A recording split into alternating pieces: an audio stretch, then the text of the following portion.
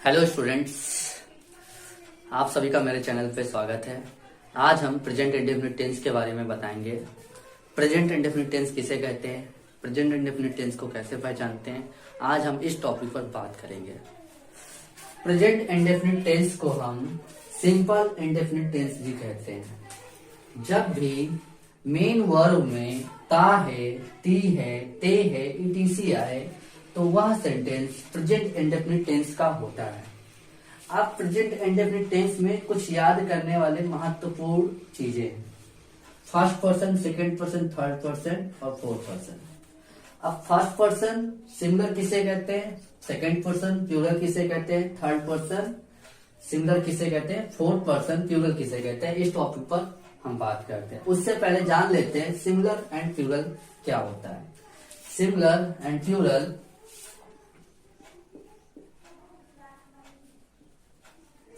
Singular का सबसे पहला लेटर निकालकर हम सिंगल में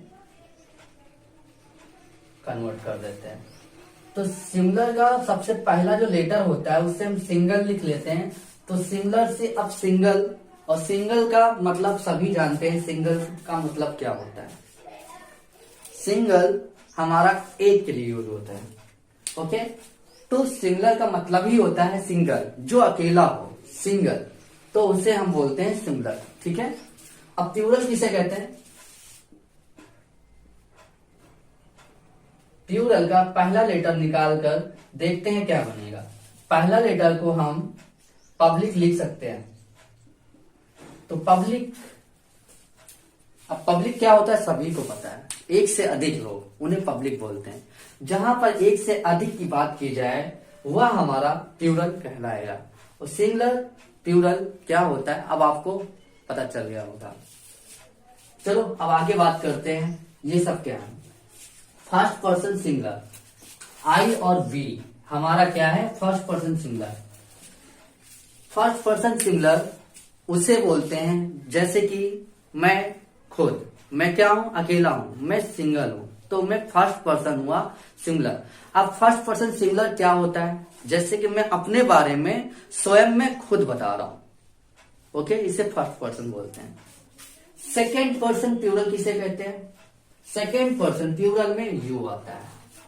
सेकेंड पर्सन प्लूरल जैसे कि मैं और तुम, मैं क्या हूं, फर्स्ट पर्सन हूं, तुम क्या हो गए, सेकेंड पर्सन।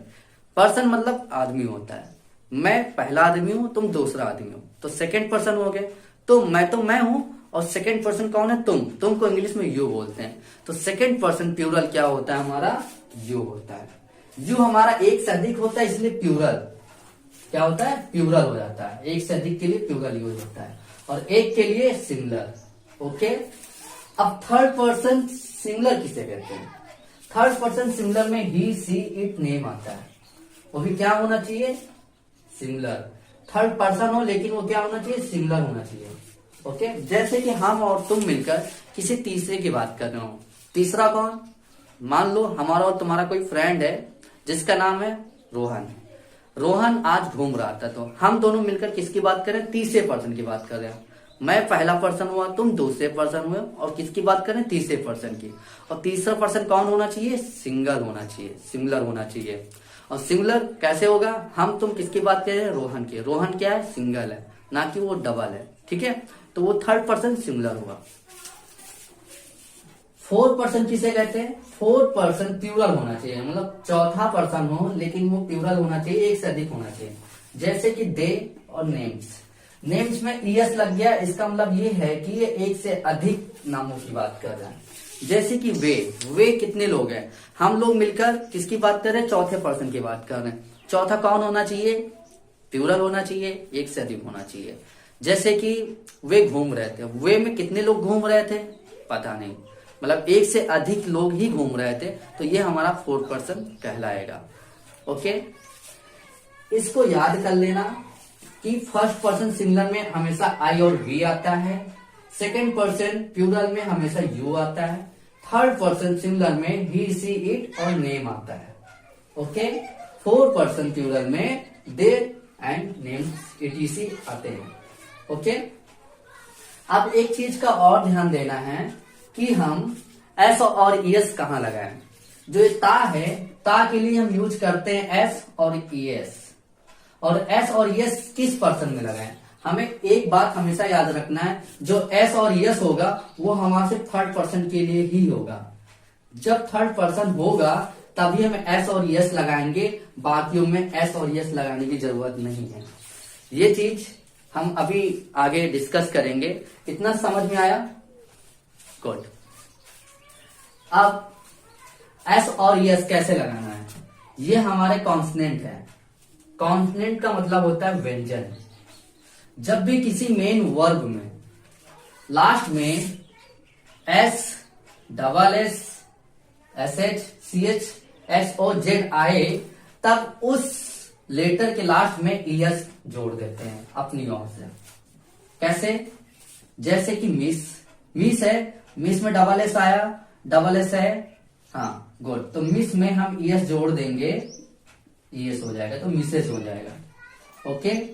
जैसे कि दूसरा है गो, गो में लास्ट में क्या आता है? ओ आता है। ओ मेरा है कॉन्सोनेंट में, तो लास्ट में क्या जोड़ देंगे? ईएस जोड़ देंगे। वो भी तब जोड़ेंगे जब ये थर्ड पर्सन का हो। किसका हो? थर्ड पर्सन का। समझ में आई बात? गुड। जब भी कॉन्सोनेंट में ये सब आता है तो हम ईएस का यूज करते हैं। ओके। अब एस का यूज तब हम करते हैं जब कॉन्सोनेंट इसको छोड़कर बाकी जो कॉन्सोनेंट होते हैं उसके लास्ट लेटर में एस लगा देते हैं। जैसे कि स्लीप, स्लीप में पी हमारा कॉन्सोनेंट है तो इसमें हम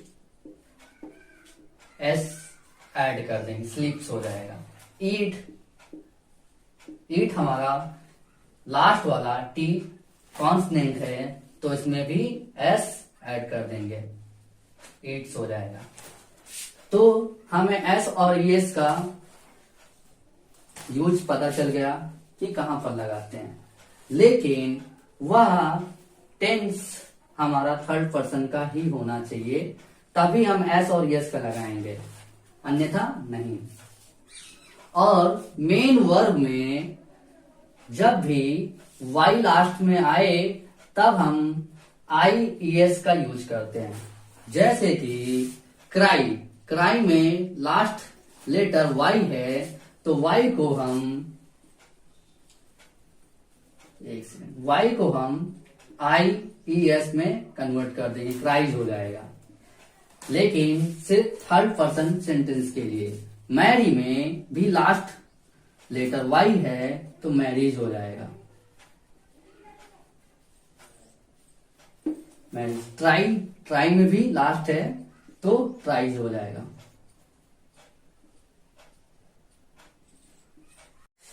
और एक बात का हमें और ध्यान देना है, जब भी वॉवल्स प्लस वाई आए, वॉवल्स प्लस वाई किसी मेन वर्ब में, तब हम वाई को आई ईएस में कन्वर्ट नहीं करते। वॉवल्स किसे कहते हैं?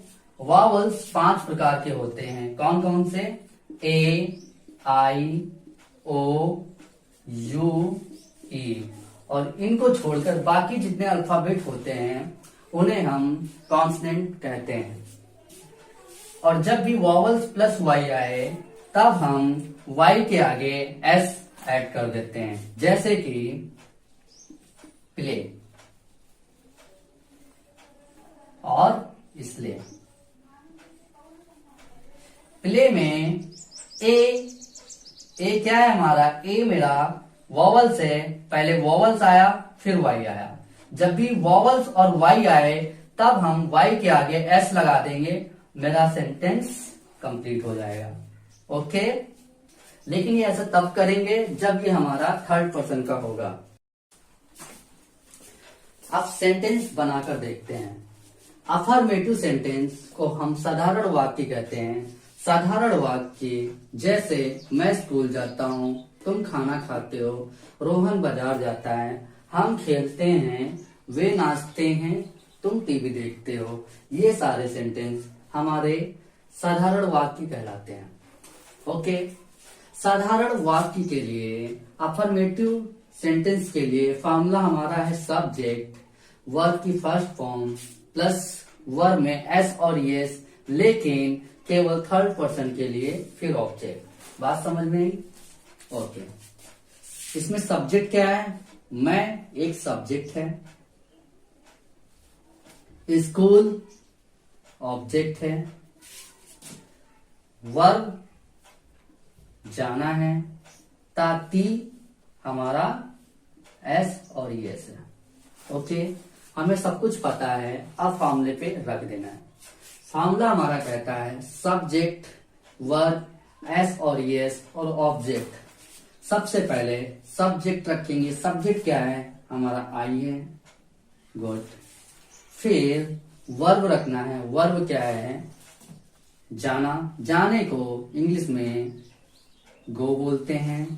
अब हमने बताया था एस और ईएस का यूज हम ओनली थर्ड पर्सन के लिए करते हैं, लेकिन आई हमारा फर्स्ट पर्सन कहलाता है, फर्स्ट पर्सन सिंगुलर है, तब इसमें एस और ईएस का यूज नहीं करेंगे, ये हमने बताया है आपको। तो इसको ऐसे ही छोड़ देंगे, एस और ईएस को नहीं लिखेंगे। ओके, अब उसके बाद ऑब्जेक्ट लिख देना है। ऑब्जेक्ट क्या है मेरा? स्कूल। इस कहीं जाने से पहले हम टू का यूज करते हैं। सो आई गो टू स्कूल का मतलब होता है मैं स्कूल जाता हूं। दूसरा देखते हैं, तुम एक सब्जेक्ट है, खाना एक ऑब्जेक्ट है, खाते हो एक वर्ब है, और ते हो मेरा एस और ईएस है। सब्जेक्ट को इंग्लिश में, तुमको इंग्लिश में यू बोलते हैं, सब्जेक्ट रख दिया। सब्जेक्ट के बाद वर्ब रखना है। वर्ब हमारा ईट है, खाने को इंग्लिश में ईट बोलते हैं। अब एस और यस हम ओनली थर्ड पर्सन की लगाएंगे, लेकिन यू हमारा सेकेंड पर्सन प्लूरल है, ये हमने बताया था। यू हमारा सेकेंड पर्सन प्लूरल है, तो एस और यस का यूज नहीं करेंगे, डायरेक्ट ऑब्जेक्ट लिख देंगे। ऑब्जेक्ट क्या है हमारा? खाना, भोजन। अब भोजन को इंग्लिश में फूड बोलते हैं, तो यू ईट फूड, तुम खाना खाते हो। रोहन बाजार जाता है। सब्जेक्ट रोहन है, बाजार एक ऑब्जेक्ट है, जाना वर्ब है, ता है एस और एस। हमें सब पता है, बस फॉर्मूले पे रख देना है। ओके, रोहन को इंग्लिश में रोहन ही बोलेंगे क्योंकि ये नाम है, रोहन। फिर क्या रखना है? वर्ब रखना है। वर्ब हमारा जाना है, रोहन गो, लेकिन सब्जेक्ट हमारा रोहन थर्ड पर्सन सिंगुलर है, तब हम एस और एस लगाएंगे। और हमें पता है एस कहाँ लगाते हैं और एस कहाँ लगाते हैं। अब लास्ट में वर्ब के ओ लेटर आया, ओ के लिए हम एस लगाते हैं। ओके बच्चों, तो गोज टू, अब क्या करेंगे? गोज हो गया मेरा। अब उसके बाद ऑब्जेक्ट लिख लेंगे। ऑब्जेक्ट क्या है? बाजार। बाजार को इंग्लिश में मार्केट बोलते हैं, और कहीं जाने से पहले हम टू का यूज करते हैं। ओके, वे नाचते हैं। वे हमारा सब्जेक्ट हो गया, नाचना हमारा वर्ब हो गया, ते हो एस और यस। सब कुछ हमें पता है, अब फॉर्मूले पे रख देना है। सबसे पहले सब्जेक्ट रखेंगे दे, फिर वर्ब रखेंगे। नाचने को इंग्लिश में डांस बोलते हैं। ओके, अब हमने बताया था एस और एस का यूज थर्ड पर्सन के लिए करते हैं, और दे हमारा फोर्थ पर्सन में आता है, तब हम एस और एस का यूज नहीं करेंगे। ये हमारा सेंटेंस कंप्लीट हो गया क्योंकि इसमें ऑब्जेक्ट नहीं दिया हुआ है। ओके बच्चों, नेगेटिव सेंटेंस नकारात्मक वाक्य कहलाते हैं। नेगेटिव सेंटेंस वे सेंटेंस होते हैं जिनमें नहीं का सेंस आता है। एन को नॉट मान लेते हैं और नॉट का मतलब होता है नहीं। तो नेगेटिव को नॉट भी बोल सकते हैं, नॉट वाले सेंटेंस। जैसे कि मैं स्कूल नहीं जाता, तुम खाना नहीं खाते हो, वह नहीं हंसता है, वे नहीं बोलते हैं। इस तरह के नहीं वाले सेंस को हम नेगेटिव सेंटेंस कहते हैं। नेगेटिव सेंटेंस का फॉर्मूला होता है सब्जेक्ट डू डज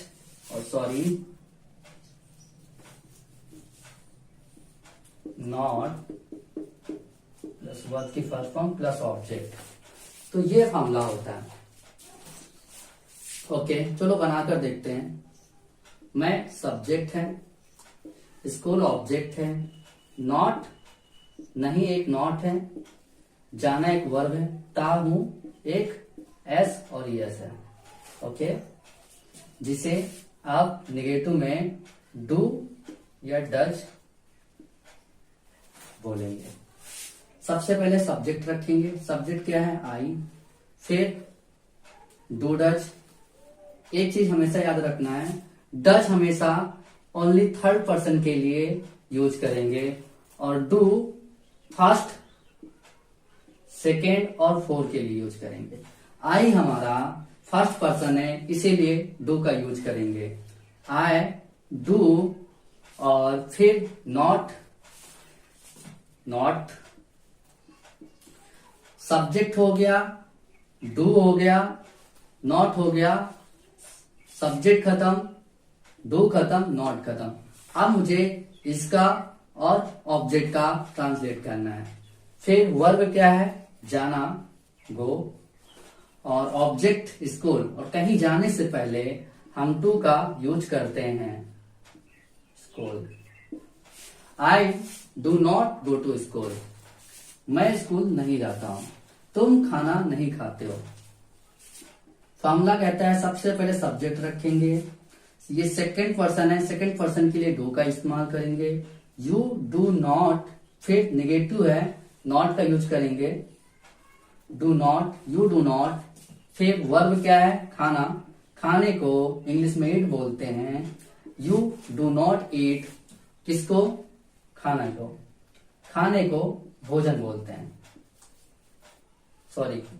भोजन को फूड बोलते हैं। और इसमें हम आर्टिकल्स भी यूज कर सकते हैं। You do not eat the food. Okay बच्चों, वह नहीं हंसता है। वह अगर लड़का है तो ही, लड़की है तो सी। ही ये हमारा थर्ड पर्सन है, वह हमारा क्या है? Third person. थर्ड पर्सन के लिए डज का यूज करते हैं। ही डज, फिर नॉट, उसके बाद वर्ब। वर्ब क्या है हमारा? हंसना। हंसने को क्या बोलते हैं इंग्लिश में? लॉफ। ये हमारा सेंटेंस कंप्लीट हो गया। वे नहीं बोलते हैं।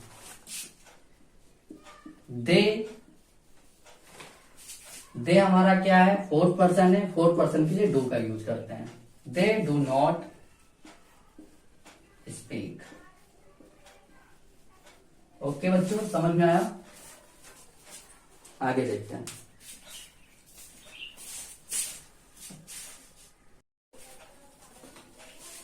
इंटरोगेटिव सेंटेंस प्रश्नवाचक वाक्य कहलाते हैं।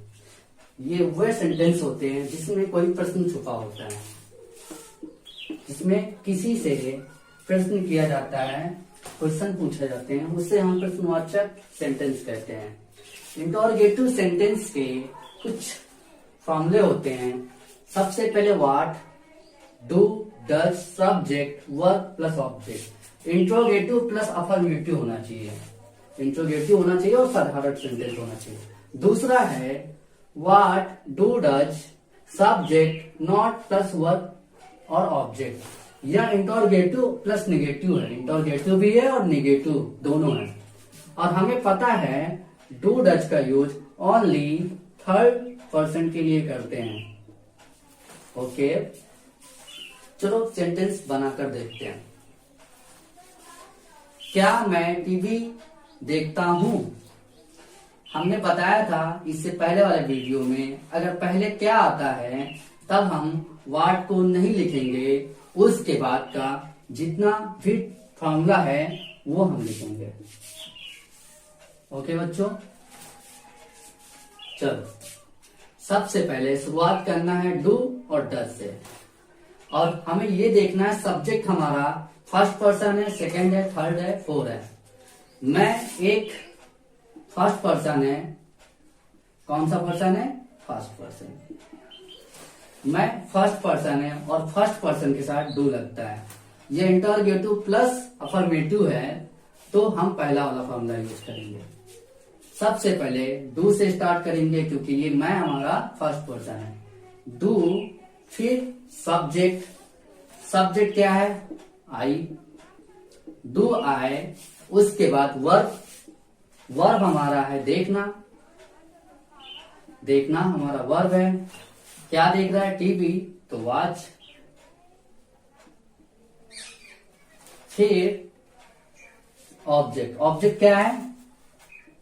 टीवी, तो टीवी हो गया, टीवी को टीवी बोलते हैं। आर्टिकल्स का भी यूज कर सकते हैं। किसी दूसरा सेंटेंस है, तुम क्या भोजन नहीं खाते हो? ये इंटरोगेटिव है प्लस नेगेटिव भी है, तो हम इंटरोगेटिव प्लस नेगेटिव का फॉर्मूला यूज करेंगे। तो चलो देखते हैं। ये हमारा सब्जेक्ट है, क्या हमारा व्हाट है? भोजन ऑब्जेक्ट, नहीं नॉट, ये हमारा वर्ब है। हमें सब पता है, अब फॉर्मूले पे रख देना है। हमने बताया था अगर स्टार्टिंग में क्या हो तो व्हाट नहीं लिखते, लेकिन अगर क्या किसी शब्द के बाद में हो तब हम व्हाट का यूज करते हैं। इसमें तुम के बाद क्या आ रहा है तो हम व्हाट से स्टार्ट करेंगे।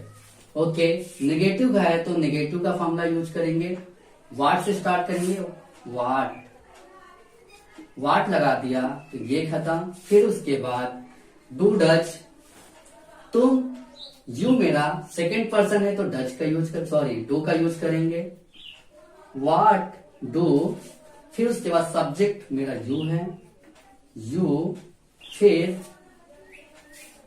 सब्जेक्ट के बाद नॉट लगाना है, नॉट लगा दिया, नॉट लगा दिया तो नहीं खत्म, सब्जेक्ट लगा दिया तो यू खत्म।